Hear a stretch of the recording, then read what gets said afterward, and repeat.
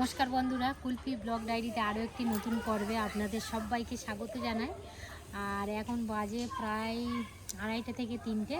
তো আমাদের জমিটা আমাদের যে কিচেনের সঙ্গে যে দিদিটা থাকে সেই দিদিরা জমিটা ভাগে নিয়েছে আর দাদা এদিকে ধান ঝাড়ছে। তো ধান ঝাড়া হয়ে গেছে, এবারে খড় টড় গুছানো হচ্ছে। ধান হয়েছে আমাদের কত দেখাবো, 3 বস্তার মতো ধান হয়েছে। দাদারা 1.5 বস্তা নিয়েছে আর আমাদের 1.5 বস্তা দিয়েছে। আর আমাদের ওদিকে বাড়ির রঙের ব্যাপারটা হচ্ছে, আগের বারে দেখিয়েছিলাম ব্লকে বর্ডারটা টানানো হয়নি তখনও।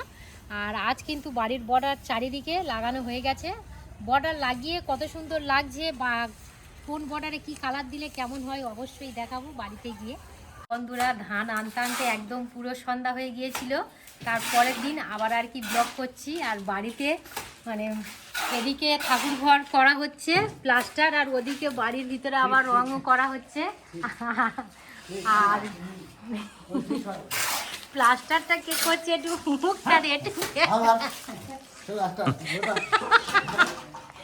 এইটা হচ্ছে আমার পিছে বসা ঘরের মিস্ত্রি। হ্যাঁ, এবার ঠাকুর ঘরে এটা প্লাস্টার হচ্ছে, তারপরেই আর কি রং হবে। এদিকে তাগারও করা হচ্ছে, কাকু এবারে তাগার করছে, করা হয়ে গেছে। সকাল থেকে আর কি প্রচণ্ড ব্যস্ততা, প্রচুর কাজ। তারপর যেহেতু আজকে থেকে উপরের ঘর রং হচ্ছে, প্রত্যেকটা জিনিস বার করা, চাপা দেওয়া, অনেকটাই আর কি কাজের মধ্যে আছি। আমাদের বাড়ির বাইরেটা একদম পুরো কমপ্লিট হয়ে গেছে।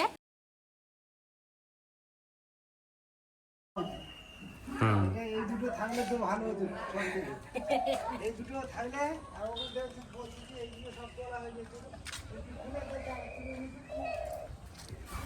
আর এইটা হচ্ছে আমাদের বাড়ির পিছন। বাড়ির পিছনটাও একদম পুরো রং টং করে কমপ্লিট হয়ে গিয়েছে। এবারে জানলা দরজাগুলো বাকি আছে, ওগুলো আর কি রং কমপ্লিট হয়ে গেলেই তারপরেই করা হবে। দাদাভাই আর কি সকালবেলায় একটু ফাঁকা আছে, তো ওই জন্য ব্লগটা করে দিচ্ছে। আর আমরা ভোর 5টার সময় উঠেই আর কি ঘরদর পরিষ্কার করা হচ্ছে। এদিকে রাজমিস্ত্রির কাজ হচ্ছে, ওদিকে রঙের কাজ হচ্ছে। বাড়িতে আর যখন কাজ হয় না কোনো কিছুই হয় না, যখন কাজ হয় চারিদিক থেকেই কাজ হয়। অনেকটা আর কি ব্যস্ততার মধ্যেই সময়টা কাটছে। আর এখনো পর্যন্ত রেসিপি কিছুই আর কি অ্যারেঞ্জমেন্ট করিনি। এখন বাজে 9টা। তো ভাবছি আর কি দুপুরবেলা থেকেই স্টার্ট করব, কারণ এগুলো সামলানো, কারণ টিফিন খাওয়ার ব্যাপার আছে, বাড়ির খাওয়ার ব্যাপার আছে, সব কিছু সামলে তারপরে একটু বাগান দেখাবো। অনেক দিন বাগান দেখাতে পারিনি। এখানে পালং শাক একদম ছোট্ট ছোট্ট হয়েছে, ওদিকে মূলো শাকও হয়েছে। আর ধনেপাতাটা এমনই হয়েছে মোটামুটি তুলে খাওয়া যাবে, ভালোই আর কি পাতা বার হয়ে গেছে। আর তারপর তো ওদিকে সব রকম গাছ আছে, সব রকম গাছগুলো মোটামুটি হয়। হ্যাঁ, জায়গা এবারে আগে অনেকটাই বেশি ছিল, এখন আবার ঘরবাড়ি করে অনেকটা শর্ট হয়ে গিয়েছে। তবু যতটা আছে আর কি। বেল গাছটা দেখাই। হ্যাঁ, বেল তো হয়ে আছে, বেল এখানে প্রচুর হয়ে আছে, বেল হয়ে আছে, পড়ছে গাছ থেকে। পাকা বেলও পড়ছে সত্যি। আর গাছে পাকা বেল এত সুন্দর লাগে, মিষ্টি, খুবই সুন্দর লাগে। হচ্ছে গিয়ে বলে হচ্ছে ঘাস কড়াই, ঘেঁষো কড়াই যেটা বলে, সেই কড়াই। এর নাম অনেক আছে, খেসারি কড়াই বলে। তো এই শাকটা আমরা খাই বলে মাঠের মধ্যেও দেওয়া হয়, আবার বাড়িতেও অল্প করে দেওয়া হয়েছে। চলো, হ্যাঁ এসো, এবারে চাটা দিয়ে দাও মিস্ত্রিকে।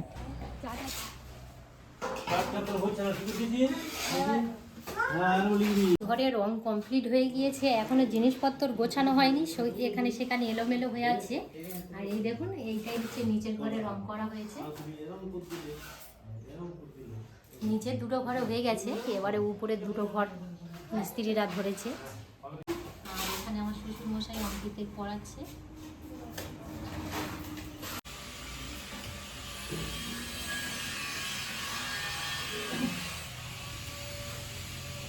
এখন পর্যন্ত শিল্প কিছুই এখনো হয়নি।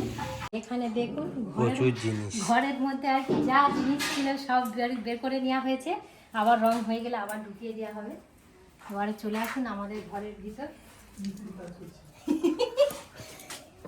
সব কিছুই আর কি প্যাকিং করা আছে।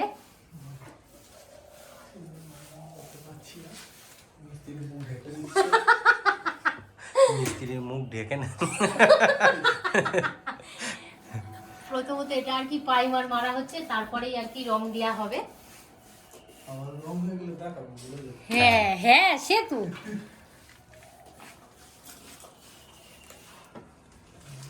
পটাশ করো, ওই আর। এবারে ছাদের উপরে চলে যাব। এটা আমার দাদাদের ঘর, আমাদেরও পরিষ্কার হয়ে দেখো গেছে।